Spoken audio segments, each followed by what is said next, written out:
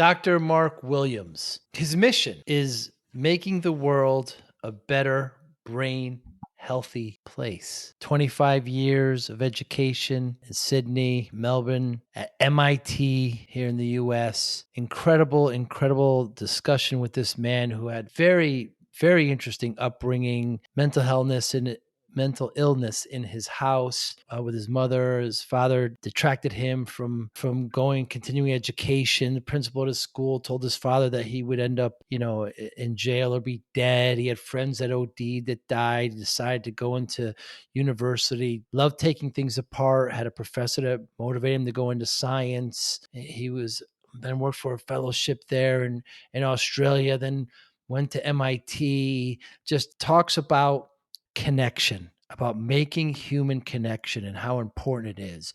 Some simple things just to do. Notifications on your cell phone.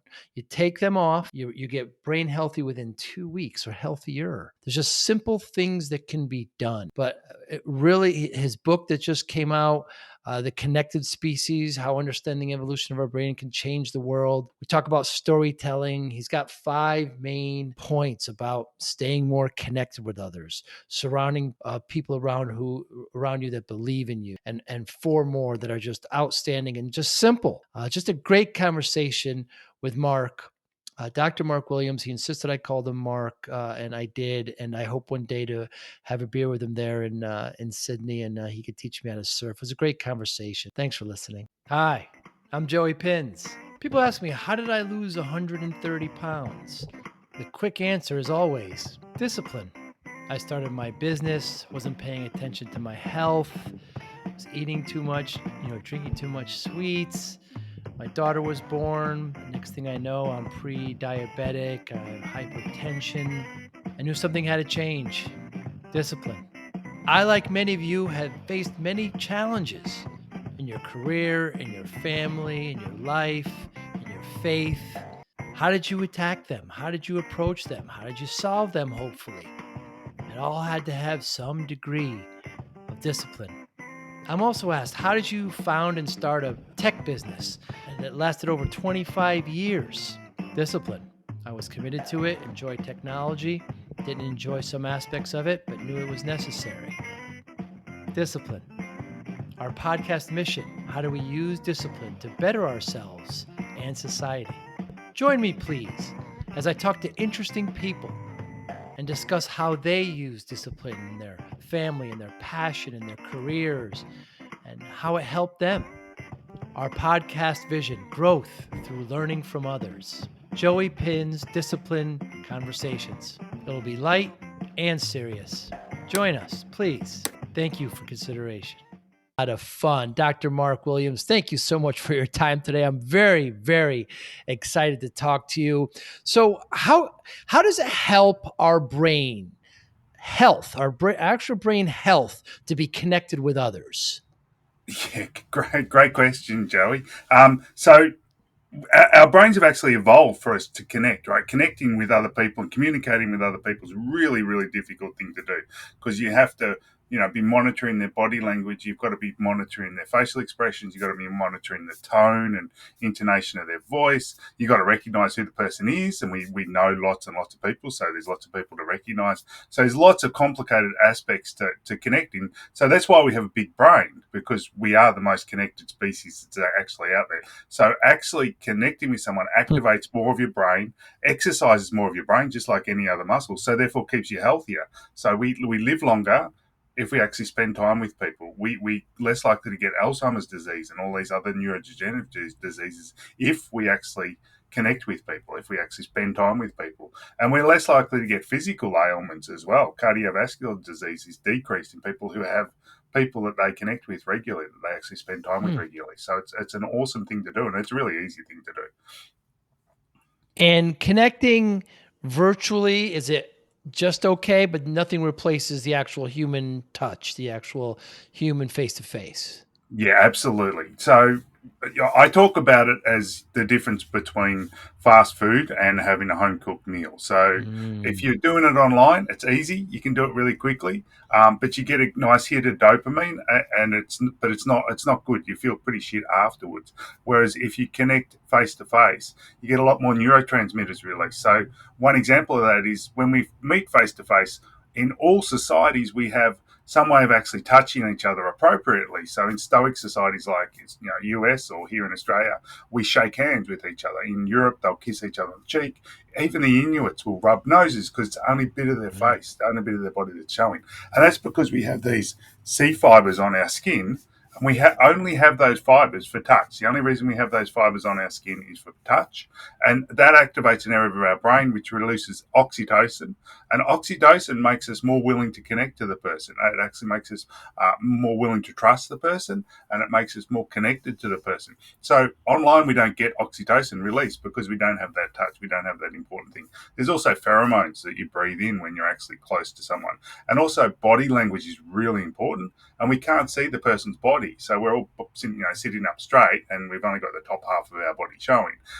But again, there's some really good, important neurotransmitters like serotonin released when we actually mimic each other's body language, and we don't get that when we're online. So we miss out on all those really, really important neurotransmitters that help us to connect. Right, connect even better. Yeah, I my father is he's from Italy. I'm an Italian immigrant, and when I spend time over there, it's so the Italians are just really touchy feely, and they talk with their hands, and and when they're on the phone, you can actually still see them doing that, and it's just the way they communicate. It's just so necessary to be to be physically, to be in person with. So the opposite, Mark, would be loneliness, and we see how that's depressing, how it's still people, large groups of people are suffering from just being lonely. Yeah, loneliness is really, really detrimental to us as a species because, as I said, our brains are really designed for us actually to spend time with each other, to actually communicate and Mm, sit around, and just chat to each other and catch up and feel safe when we're in that. When we're lonely, we have increased cardiovascular issues. We have increased likelihood of having things like diabetes. We have mm. depression, anxiety, stress. Suicidal tendencies occur. You can actually go psychotic through loneliness. So Wow. it is really, really detrimental. And actually, the best drug we have for depression and anxiety is actually spending time with someone. So it's better for you to spend time with someone than take any drug that's actually out there on the market at the moment. Don't tell it's pharmaceutical companies or they'll probably sue me. But all the evidence shows that actually Yeah. spending time with people is better for your mental health than actually any drug we have available at the moment. Yeah, because if you notice, when you're punished and you're put in jail, and even extreme punishment in jail would be to be solitary confinement. Yeah, And and it's that's why probably the it's worst such an punishment. awful thing. Yeah, it's an awful, awful, Right. awful way to punish someone, right? And we know that, and that's why we do it. Even with kids, right? We put them in. Well, we used to put them in the corner as a punishment, as a way, because we know it's really bad for us. Because we know that we actually really suffer when we do that, and that's why they do it in jails, and that's why we used to do it in classrooms. We don't anymore. Although sometimes Mm. we do, right? We send them out. We make them sit in the corridor by themselves, or if they're not playing nice, we put them in the corner and tell them, you're not allowed to play with the other kids at the moment. And again, it's a really, really severe punishment because of the fact that it is so important for us. But what's weird, right, is that we now have all these teenagers who are spending all this time in their bedrooms by themselves and Mm. punishing themselves for some bizarre reason. Well, we know why, but it's pretty sad. Very sad. And your background, Mark, is very, very interesting. So you're there, you're near Sydney, you're in Australia, and your mother dealt with mental illness. She was self-medicated. Your father tried to talk you not into extending your education. Your friends, some of them overdosed. I mean, you didn't decide to kind of delve out and go into this area until I think you said about 25 or so. Yeah, that's right. I hated school. Yeah, I grew up in a small country town. There's high unemployment. It was pretty rough. There's lots of fights. There's lots of violence. My mother had a mental illness. My principal actually told my father and I that I would be dead or in prison by the time I was 25, so I should get a Mm. job as an apprentice at the local abattoir. which it wasn't a great career move. No offense to anybody who works in an abattoir, but it wasn't something I wanted to do. So yeah, it wasn't until I was 25 and two of my friends had overdoses that I decided to go back to school. And I was really lucky when I did that. That I met a physics teacher, probably because I was the only mature age student there. Who, really saw something in me and convinced me that I had something to offer and told me I should go and do a science degree because I had a lot, I was really interested in science. And luckily I did. And I did. And I, you know, realized that I had more to offer than I thought. And I ended up working at MIT in the USA, which was an amazing place to work. But it was a big journey. It was a big change and it was a big awakening for me about what was out there. Because when you're in those situations, you don't see what the options are. And I think that's Mm. one of the hardest things about getting out of those situations is seeing that there are options out there. And I think connecting with someone who can help you is really really important in those situations. Interesting. So you had a professor that kind of helped along the way, but you did still have some fundamental interest in science. Yeah, I was fascinated. I ended up doing a double degree, a double major in psychology in the science faculty, and then in physiology in the medical faculty because one Wow. side of me was really interested in why I was so screwed up and why my mother was the way she was and the rest of my family.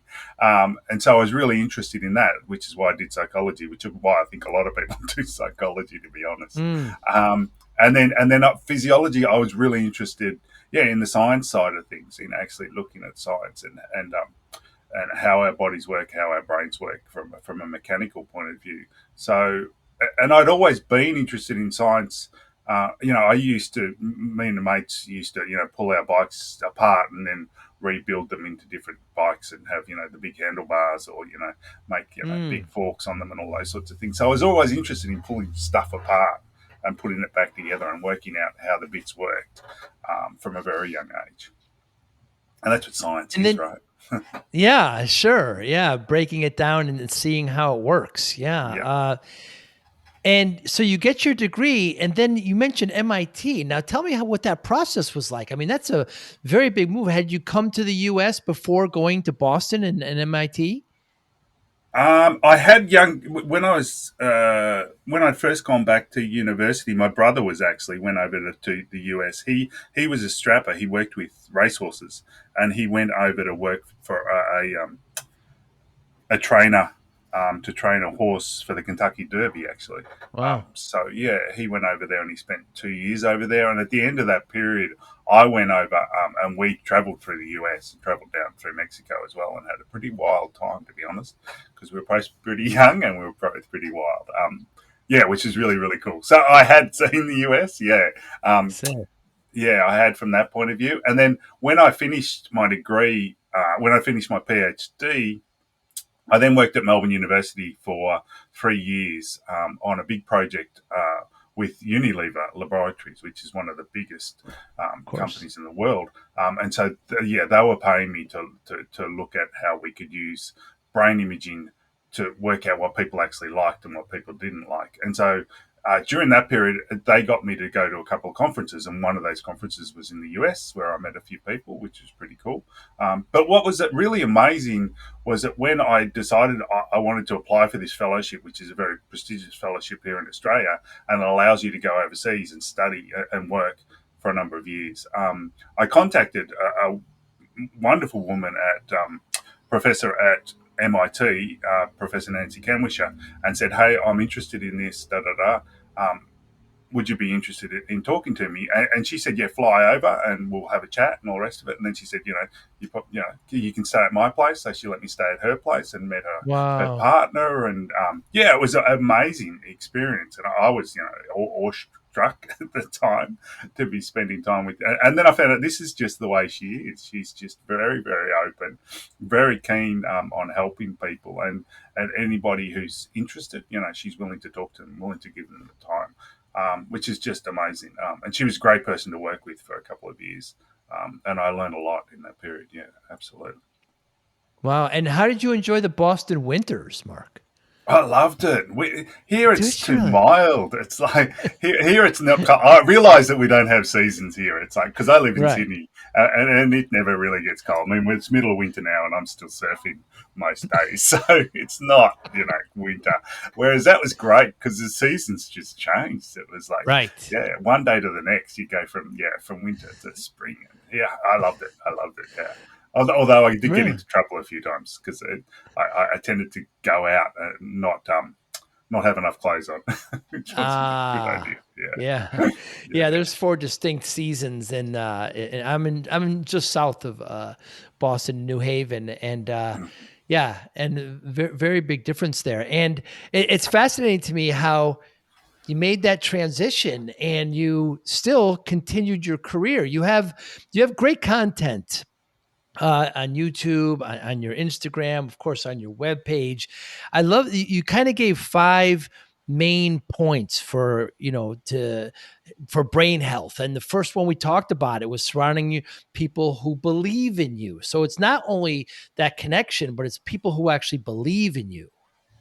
yeah. So we need to have, if we want to be successful, we need people around us who are going to help us in that journey and going to support us Mm, in that journey and who have those same beliefs because we really our perception of the world is based on who's around us, right? Our perception hmm, of everything around us and how we feel is based on everybody around us because emotions are contagious. We have this mirror neuron system in our brain, which we discovered about 20 years ago, which means that when we look at someone, we mimic their um, movements. So we mimic their body language and we also mimic their facial expressions so that we actually understand how they feel. But that gives us the same feeling as them. So if they're smiling at us and their body language is I'm in a good mood, then we mimic that and we feel the same and we get the same neurotransmitters released. So you've got to surround yourself with people who are good, happy, in a jovial mood, and you'll feel the same way. If you're surrounded by people who feel crap all the time, then you're going to feel hmm. the same way, and so you're not going to get very far when that actually happens. And I think we all know that, right? We all know that some people we walk into a room and we feel happy when we as soon as we walk into the room because of that contagion. Whereas there's other people we know who they're just a drag to hang around, and you feel pretty lousy afterwards. So yeah, surrounding ourselves with people who will help us up, but also people who are going to keep that positive vibe going is really really important. Yeah. So conversely, your second point was distance yourself who don't believe in you. Yeah, absolutely. So we need to realise that there are people out there who are dragging us down, and it's sometimes you got to take that stance and just say, hey, look, this person isn't good for me. You don't necessarily have to completely cut them off, but you need to realize that this person isn't good for you, and so therefore you need to move on. I mean, I have teenage daughter, and I'm constantly going, is that friend really someone you want to be hanging out Mm, with, right? But we forget about that when we get to being adults, right? Once we're adults, we're like, oh yeah, we've got these group of friends, and we're just going to keep hanging out with them regardless of where they're going in their lives. But people change and people, head down the wrong route. And it's great to try and help them. And it's great to maybe point that out if you're that good a friend and you're concerned about them. But at the same time, at some stage, if it is affecting you, you need to cut them off. yeah, and sometimes that could be really hard when they're family or Mm. their family good, there's a close family person that's friends with them but for your mental health, you just have to you don't have to come off complete like you said, but certainly slow it down a bit. Yeah, just pick your times, right? It's like, yeah, Yeah. yeah. Yeah. Tell people that believe in your dreams and what they are. Yeah, I think by putting it out there, and I'm not saying that if you have a dream and you tell people, then it will happen. But if you actually tell people, then you're more responsible for it, right? If you turn around to Mm. your loved ones and to your friends and everything and say, "Hey, this is what I'm going to do. This is what I want to do. This is where I want to be," then next time you see them, they're going to probably ask you about it, and then you're going to feel more responsible for that. You're going to go, "Oh, well, hang on, I've got to work on this." If I've got a dream that I want to write a book, for example, If you tell people about it and they're constantly reminding you of it, then that's going to keep you on track. That's going to keep you Mm. motivated. Yeah. That's going to keep you disciplined because you're going to be Yeah, constantly in the accountable. back of your mind. Next time I see that person, they're going to ask me about it. So therefore, I want to do it. And especially if it's loved ones, right? Because we want to do the right thing by loved ones, and we want loved ones to feel as though we're doing the right thing, that we're actually achieving things. And so by telling loved ones, this is what I want to do, this is what I'm going to try, it keeps you disciplined, it keeps you on track. Yeah, it certainly does. And your fourth one is journaling the goals. I mean, I journal every day, but I think you have some at 5 years, every 6 months. You put it to paper. Yeah, I have a journal. Well, I have drawers full of journals, as you probably do too. But yeah, Yeah. I have a journal, and in the front of it, I always write my big goals. What I want, Mm. I want to be remembered for. And then on the next page, it's the next 6 months, and then on the next page, it's the next 5 years. So that I read those every morning, those first 3 pages of the journal. Um, and think about what I want to do, because it keeps me on track rather than floating around and not really being sure about what I'm doing each day. And then when I go to the end and I journal for what I want to do that day, um, I've got that in my head, right? I've got, hey, this is a big plan, so I don't want to get distracted by somebody else's plans, because everyone has plans, everyone has dreams, Mm. and you want to be working on your dreams, not on someone else's dreams. And it's okay to help other people, of course, but as long as your dreams are forefront for what you're doing each day, and then use the extra time to help other people with theirs. Yeah, kind of oh, I'm reminded of when you fly and they say if there's an emergency and you have an infant, the oxygen mask comes on, make sure you put yours on first Yeah, before you put on the child. It's you're still helping them, but you got to help yourself. And then your last one, Mark, which is I just don't see people doing it very often, but celebrating wins. Once you get that goal, make sure you celebrate it. yeah, we're all too busy now. We don't actually stop and go, "Hey, that was cool," right? It's like Yeah. it's just the next problem and the next issue and the next thing. We've got to celebrate, when we actually do have the wins, when we do achieve things. Have your small goals, and then celebrate them in whatever way you enjoy celebrating, or whatever it is that, and tell people about it. Hey, this happened, right? And that's awesome. Let's go and have a beer, or let's go for a surf, or let's go for a walk, or whatever it happens to be that really floats your boat. And that's important, because otherwise it's just a constant grind. Because achieving goals is a grind, right? It is a, and so we've got to be disciplined. I think you've really got to be celebrating those achievements. Otherwise, it's just a constant grind, and therefore, what's the point? Life's too short. It certainly is. And then Yeah. there's the other extreme where, I somebody said to me today, so losing weight is a big issue in the world, right? Mm. Certainly a very big issue here in the U.S. And people sometimes they say, okay, when I get to this weight, I've reached my goal and that's it. But that's not it actually. That's kind of just the beginning, because now you've got to keep it off. So celebrate that, but still understand that you've made a lifestyle change here. So it's also celebrating it properly and then continuing along with it.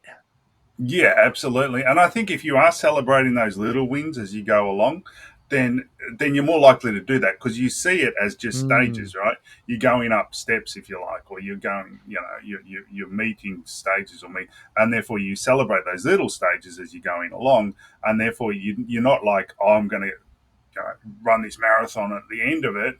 I'm going to celebrate and it's all over and I'm done, right? Because it never is done. Mm. Our life dreams are never done until we're done. Right? And so we want to Right. continue that. We want to, continue that momentum. And I think we get that when we're having these little rewards rather than this big reward at the end and going, I'm done. You're not done. Hopefully you're not done. Absolutely. And congratulations, you're a recent author, The Connected Species: How Understanding the Evolution of Our Brain Can Change the World. How did you arrive to writing a book, Mark? It's a big It is. it's endeavor. It is. It is. It's, Congratulations. it's a big word as well. Yes, yes. Yeah, I've wanted to write it for a long time. Then about 3 years ago, I switched over. I took voluntary redundancy from my professor position to run my own business. And then COVID hit, and it was a great impetus Mm, to actually sit down and write the book because everything was sort of closed down and everyone was taking a huge break, obviously. And so yeah, I sat down and wrote it. It was great because I wrote it in about 3 months to begin with. Because it wow. was all in there and it's based on a lot of the research I've done over the last 25 years, plus, a lot of other stuff and everybody else's research. And it really felt as though it was needed because um, it's based on our disconnection, the fact that we are becoming really disconnected in society, and we need to get back to being connected.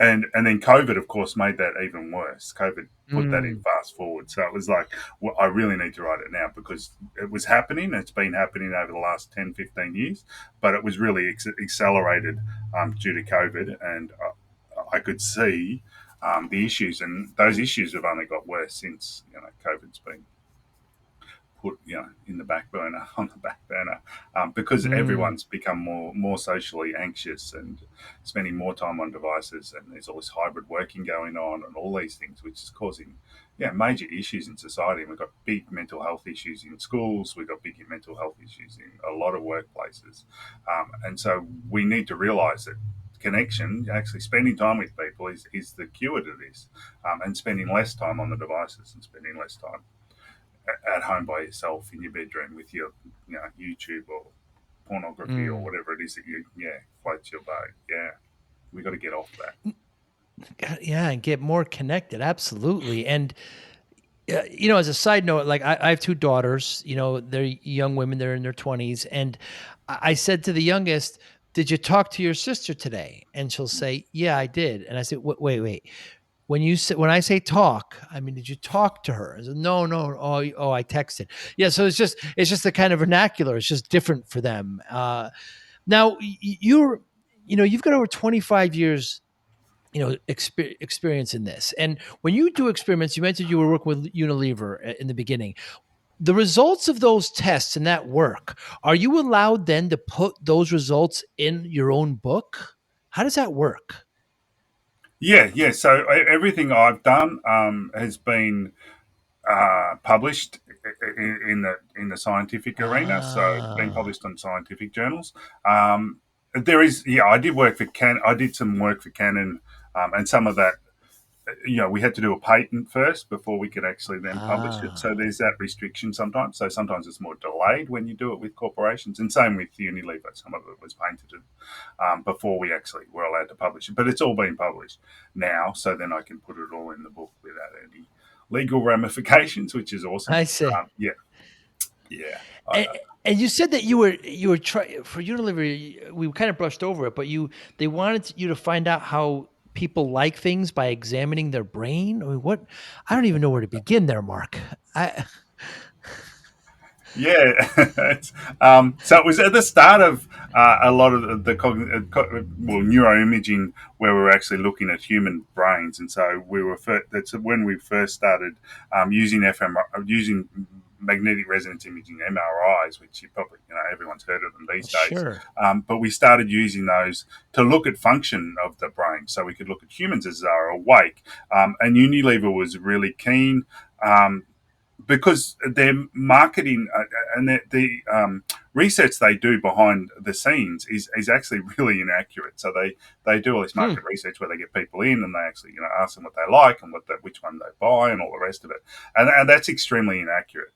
Most of the time, those products actually fall over, even Wow. though in that situation they actually say they like it, because we don't really know what we like.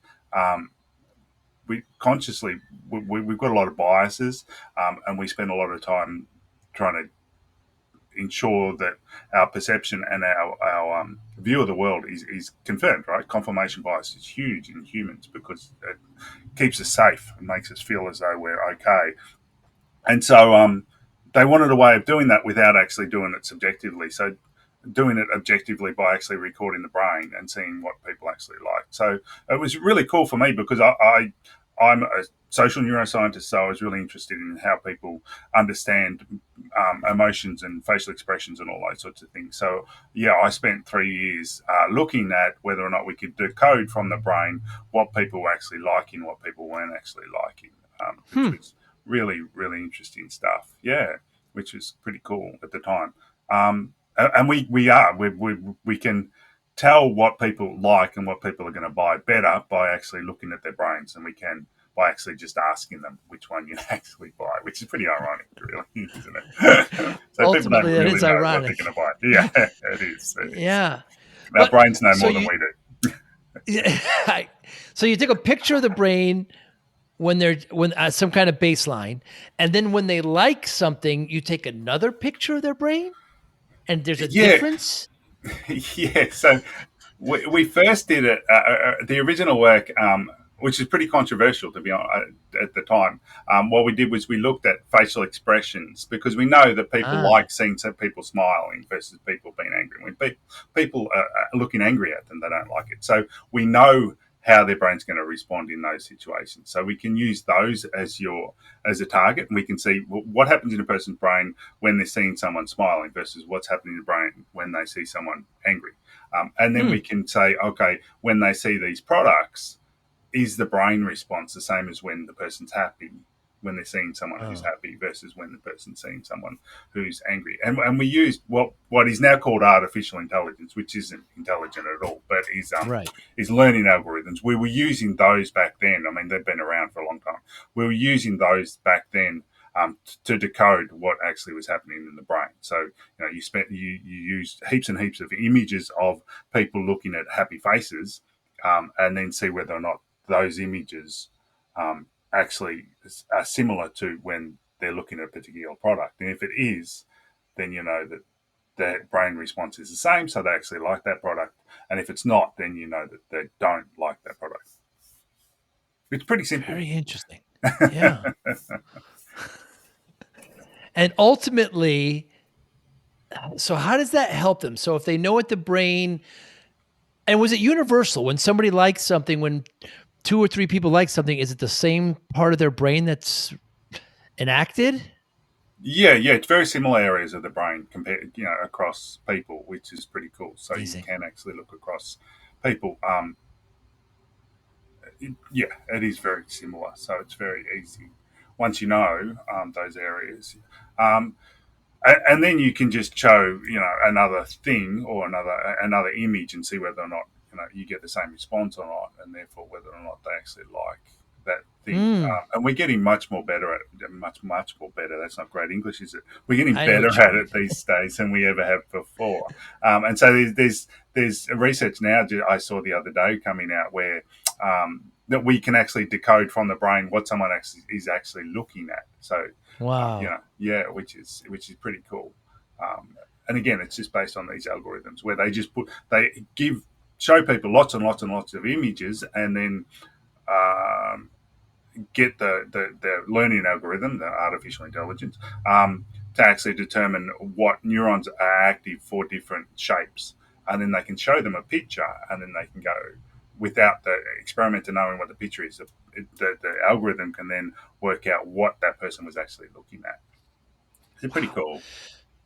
Very cool. So is the progression mark then to somehow be able to invoke or make a person like something? By connecting to them and say, okay, here's something you like it. Can you actually control that perhaps in mice or in other things? Yeah, we actually can. You can put now electrodes into a mouse or a monkey, another an animal, and it'll stimulate areas that'll actually make them enjoy themselves or make them happy or make them. Wow. Yeah, they've actually done it with the original studies they did with mice, and they found that the mice actually ended up killing themselves because they kept hitting a lever to make them enjoy themselves rather than hitting a lever to feed themselves, and they actually died because they just kept hitting this lever to And they starved. yeah, and they starved to death. Really? Yeah, yeah, that's how Absolutely important amazing. enjoyment is. Yeah, that is how That's how much important we it is. like Yeah. enjoyment. Yeah, yeah. A- I mean, And talking what are about this? the, Go ahead. sorry. On You a similar note, they've actually done. There was really, it was quite sad, but they did studies many years ago with little baby monkeys, where they either were able to feed, but it was a wire mesh device, or they could cuddle up to this little cute thing which was warm and was gave them the same touch as their mothers. And again, they spent more time on the thing that gave them touch that activated these C wow. fibers, and a lot of them actually died of starvation rather than going over and getting fed. So, I mean, that's also how important touch is to us. We really, really need touch. It's amazing to me. It's absolutely amazing science. And you talk about this one study where people helping other people, but when they saw like an opposing, I think it was in Liverpool, or when they saw an opposing team jersey, they wouldn't help them or be as kind to them as they would their same team. And it seems pretty logical, but even if they needed help, they were less they were less inclined to help them. Yeah, we know that if you feel as though someone's part of your in group, and that could be your football team or your same um, yeah, but whatever country that you live in, then Sure. if you feel as though they're part of your in group, then you're more likely to help them. You also have what the Germans call Schadenfreude, which is you're more like you like seeing people who aren't part of your in group getting hurt. So we actually Mm. get enjoyment out of seeing people hurt who aren't part of our in group, and we don't like to see people who are in our in group getting hurt. The really interesting thing about that study was that they showed that if they talked about the actual team that they barracked for, the experimenters, and then sent them out, then they wouldn't help someone from another team.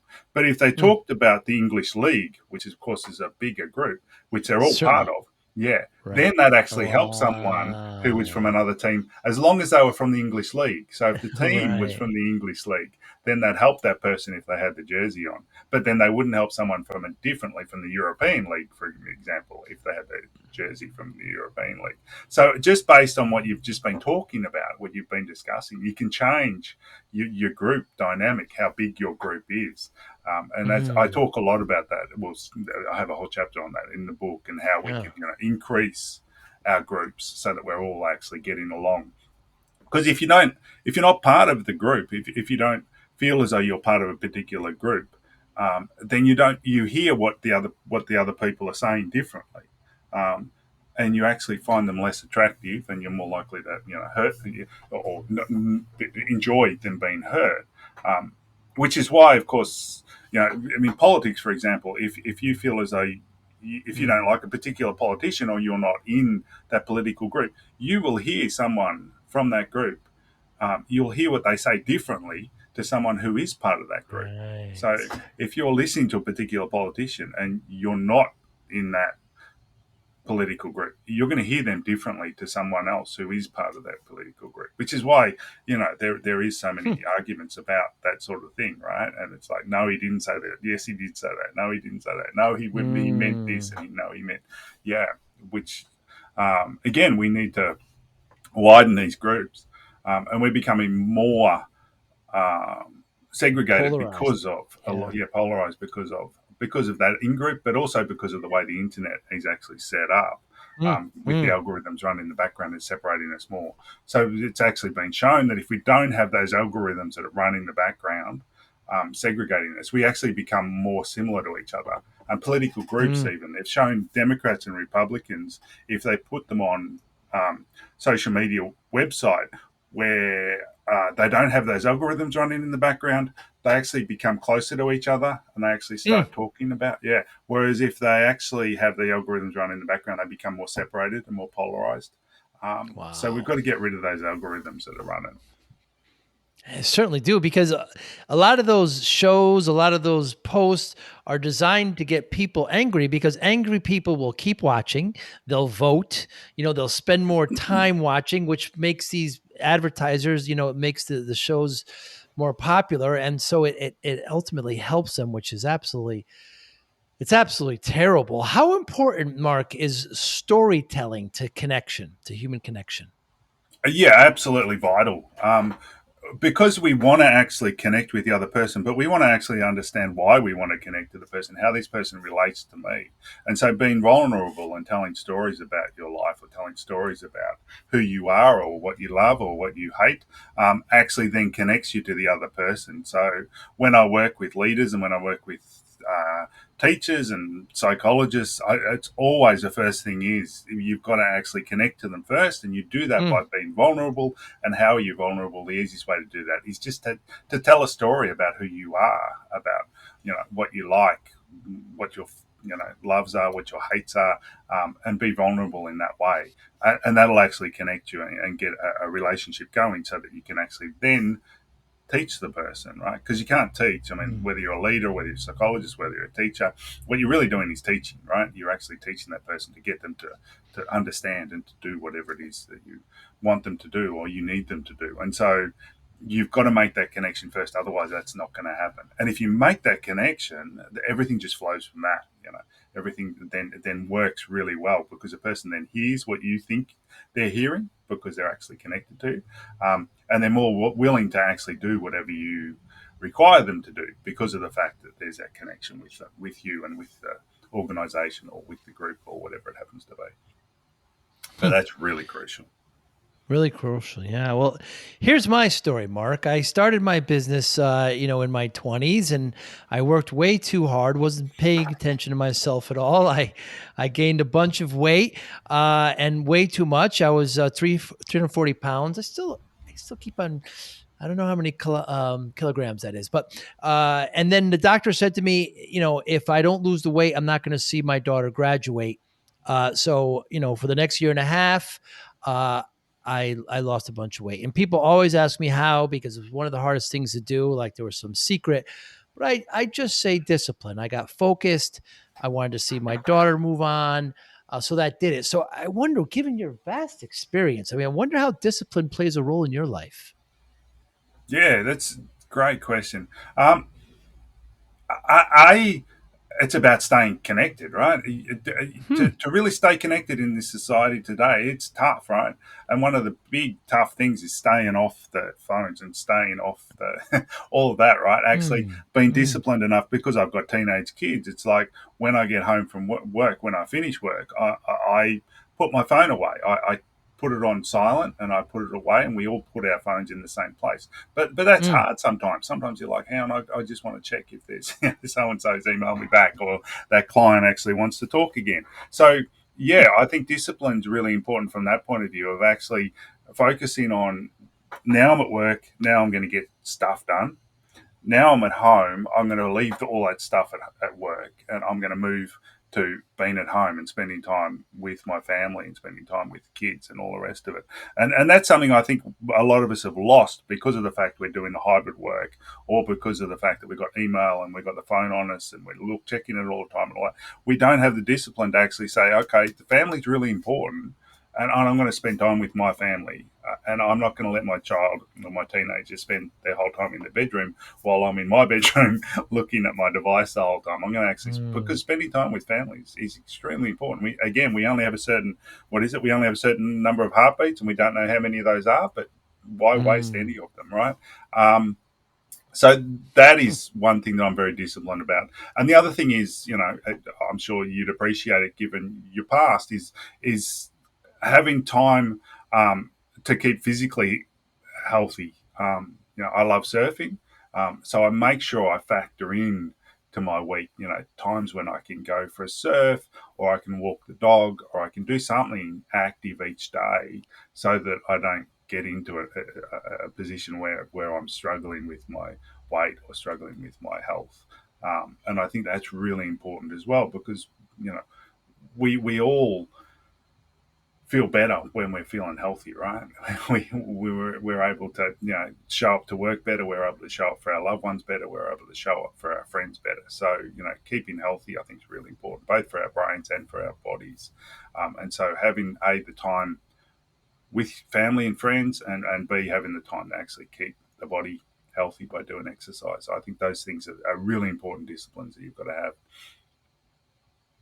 Yeah, it just makes perfect sense that you equate discipline to being connected. That's your theme. Yeah. And It's it takes discipline, right? I mean, so many people now. What is it? Loneliness in schools is at an all-time high, which is just right. crazy. There was a survey done about 15 years ago, and they asked teenagers how many people outside of their little family nucleus do they have that they could go to if they were in trouble. And 15 years ago, the average was 7 people that they knew they could go to and they could rely on. If they did it again 3 years ago, this was before COVID, they did it, and the average was half a person Wow. that they could go to, less than one person. So the average, half the kids have no one, and the other half the kids have one, and that's it to go to if they're in trouble. I mean, that's really really sad, right? And that's because we don't focus on that. We don't focus on the connections. We don't focus on what's really important, which is actually spending time with those people that we need. And that's awful because when shit hits the fan, those are the people you go to, right? If you've got no one Yeah. to go to, what happens? Yeah, you just sink into a pool of, and we've seen, suicide rates gone up through the roof, right? Especially in teenagers and in men, which is really scary. And depression, anxieties through the roof as well. But if you're actually spending time with someone, that's the best thing you can do for those things. But if you don't have anyone to spend time with, then what are you going to do? Where are you going to go? Mm. So I think it's really important that we factor that in. We actually do it on purpose. Yeah, we certainly do. That's a terrible. Well, I mean, it's a great study to understand, but I mean, obviously, the conclusion is terrible to hear that. Dr. Mark Williams, what motivates you? Yeah, beautiful.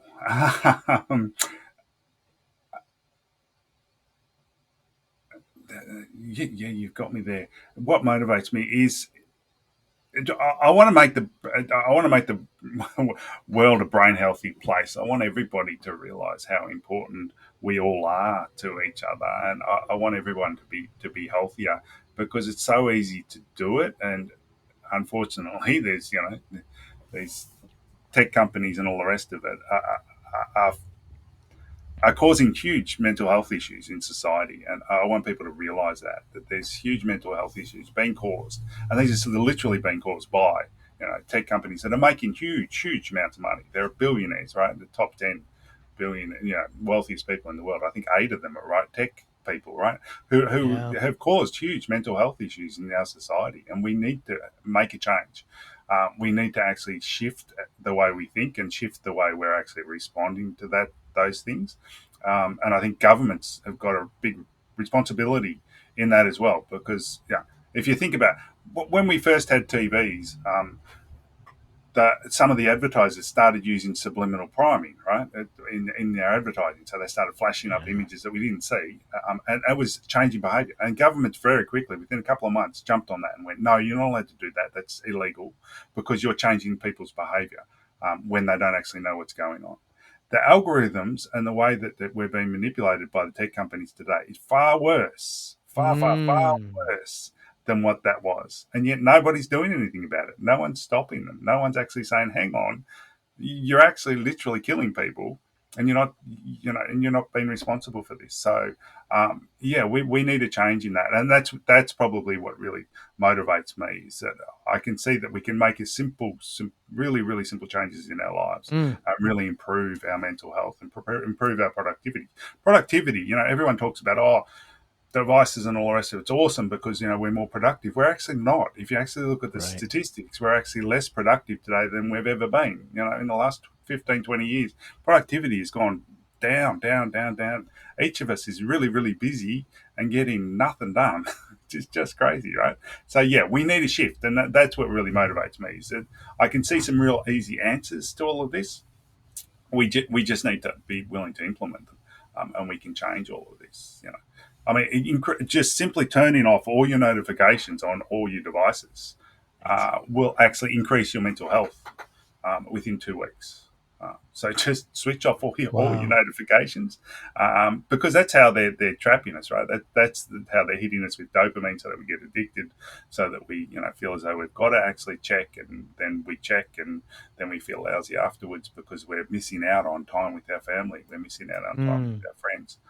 So yeah, that's what motivates me. Simple changes to improve all our mental health. Make the world a bit more of a brain healthy place.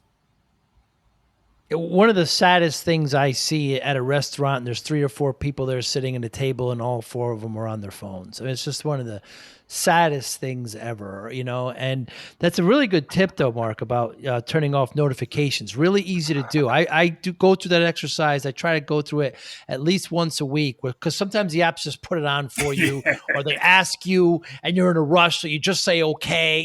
They know what they're doing, and so you could simply go through notifications and just decide. And I could even have it where only if I get a text from my daughters who only text me, it'll get a notification. You can get that granular with these things. So if you're worried about missing something from their family, you can get, there's plenty of ways to get off the grid and just remain a little bit on, just in case if there's emergency. But I love what you said about motivation, whereas making the world a better brain healthy place. It's a wonderful sentiment. And how do you measure success?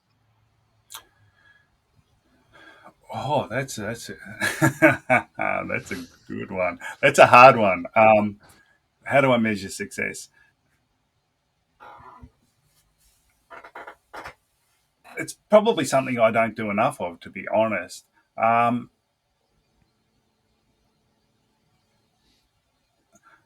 to be honest, it's my kids, right? If my kids are happy, if my kids Mm, are really thriving, that to me is really success. That's what I love. If I'm in a place where I can, make sure that they're thriving, that to me is really success. I mean, there's nothing more important to me than that.